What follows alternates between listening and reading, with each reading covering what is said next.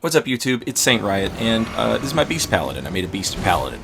The idea for this build was, I thought the bestial incantations looked cool. I wanted to use those. I also wanted to use, unrelated, the McKellen Knight Sword. Thought it was also cool.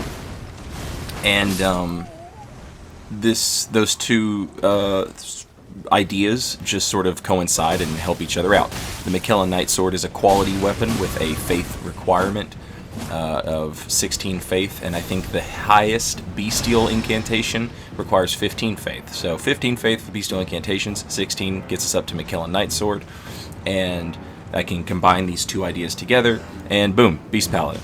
So the bestial talisman that you can use to cast the bestial incantations scales with your strength, and since the McKellen Knight Sword is a strength dex weapon with quality scaling right off the bat, you can just go strength and you can have a pretty decent McKellen Knight Sword and really good bestial incantations. This is the first time I've had someone just straight up drop me like the weapon I wanted to use, so I felt a little bad. I was worried maybe this thing was going to be like, really good, really strong very early on, since it's such a late game weapon. I was worried about that. And then I invaded, and the first invasion I had was against a guy who had Rivers of Blood dropped for him, and then my second invasion was against like some regular co-opers. And obviously I'm gonna try real hard to beat a level 120 Phantom with Rivers of Blood, and his host that he dropped Rivers of Blood for. But go out of my way to do everything in my power to try and win that invasion.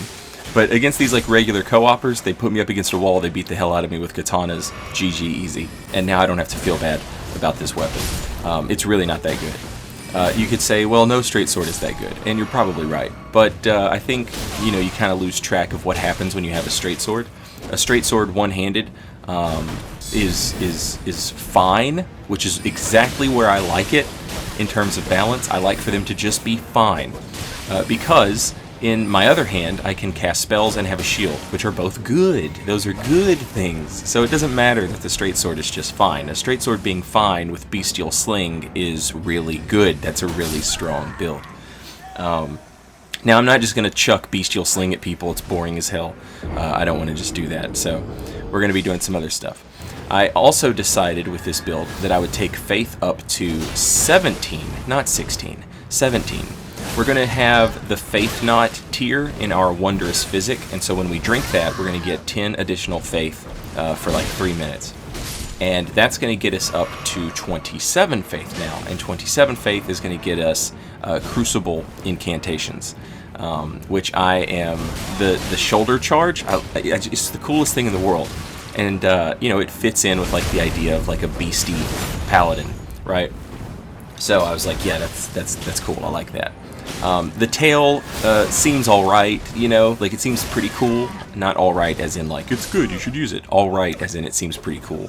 But it's like a big lizard tail. It doesn't work for like a werewolf paladin, it's not the same thing.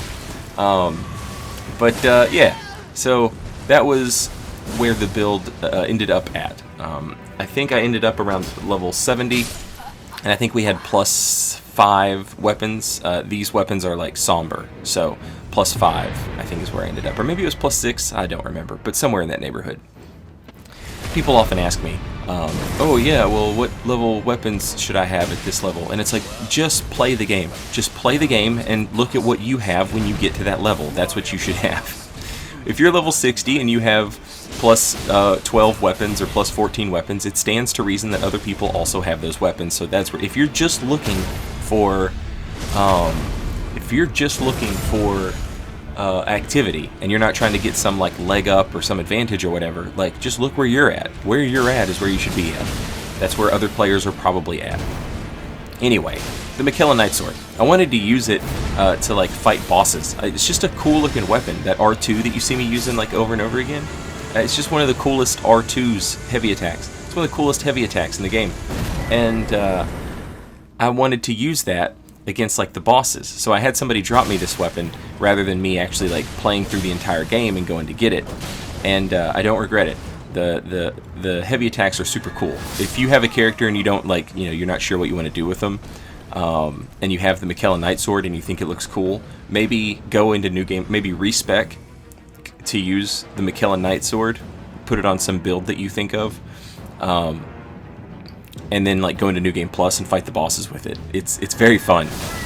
I like those heavy attacks a lot. They're very cool, and yeah, probably worth. If you think these heavy attacks are as sexy as I think they are, because man, they're sexy to me. Yeah, you should give it a go. It's a fun weapon in so far as like straight swords go. But yeah, so that was the build. Bestial incantations, McKellen Nightsword, 1 Crucible incantation, 17 Faith, and the rest I was going to pump everything into Strength. And that's because with the Bestial Talisman, I'm going to get, scaling for my miracles, my incantations, off of Strength. The Bestial Talisman scales with Strength, so don't have to pump a lot of Faith into the build. I can just pump Strength, and I'm like, yeah, this is going to be great. Well, then I hit like 20 Strength, I think it was, or maybe it was 30 Strength, I don't know. I hit some number, and after that, my damage started falling off as I leveled up Strength, and I was like, yo, okay. So I had hit some soft cap, and so rather than just pump purely into Strength, I think I took my Dex up to 20 as well to hit another soft cap, which is something to consider. My idea for the build was like I was gonna just straight up have like 50 Strength and 17 Faith, but that ended up not working. So we ended up with like 40 Strength and like 20 Dex and 17 Faith, something like that. I'll have the stats that we ended up with at the end of the video in one of the invasions. You'll see them. But yeah, something to consider. So people often, I think they confuse the idea of soft caps and hard caps. I see this a lot in Twitch chat and occasionally in YouTube comments and stuff like that. So a soft cap is a cap where you still are getting some return. It's just not a lot, right? So let's say you're trying to use this weapon. You level up Strength to 30, and you're playing with this weapon, and let's say it's you're at 100 damage, right?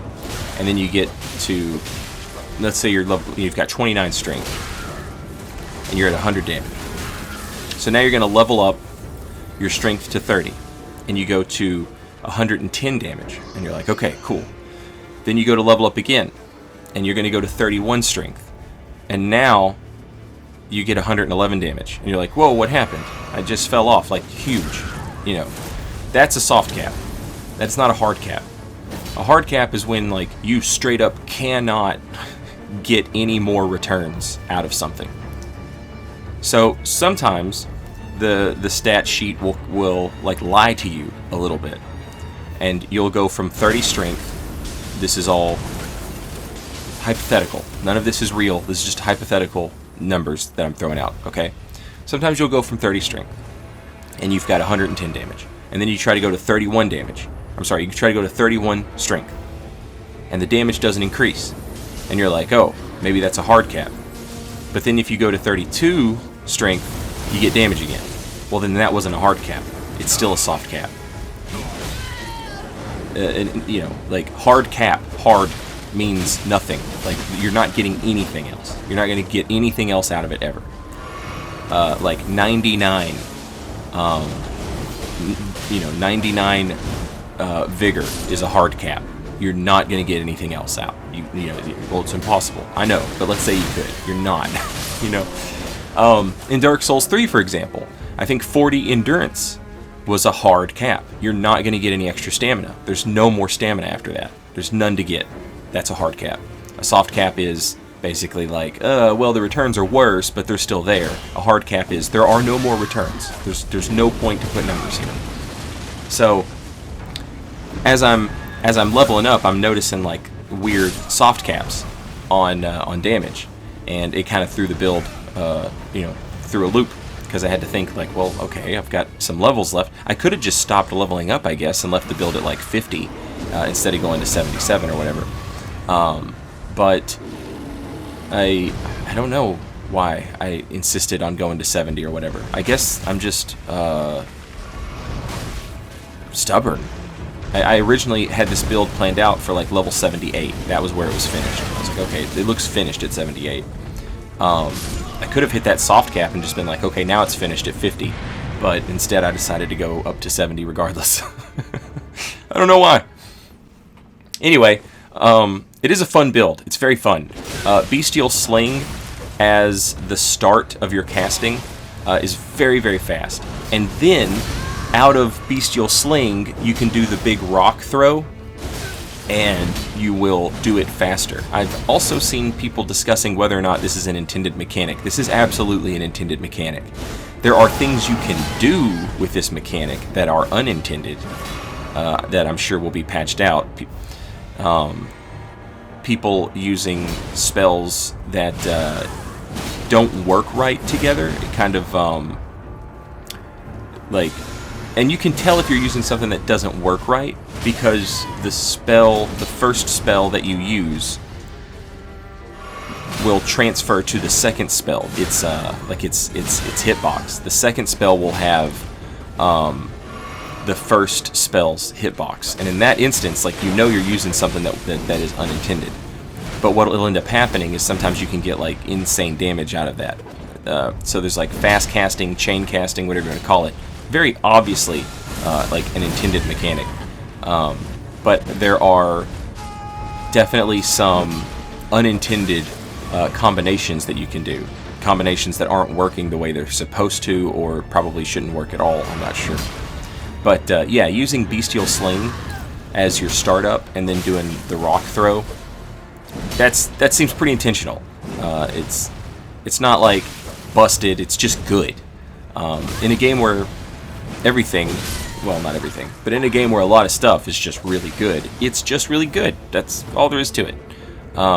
Now, from a min-max standpoint or whatever, you're probably still better off just doing Bestial Sling, Bestial Sling, Bestial Sling, But again, that's boring as hell. Who wants to play that way? Not me.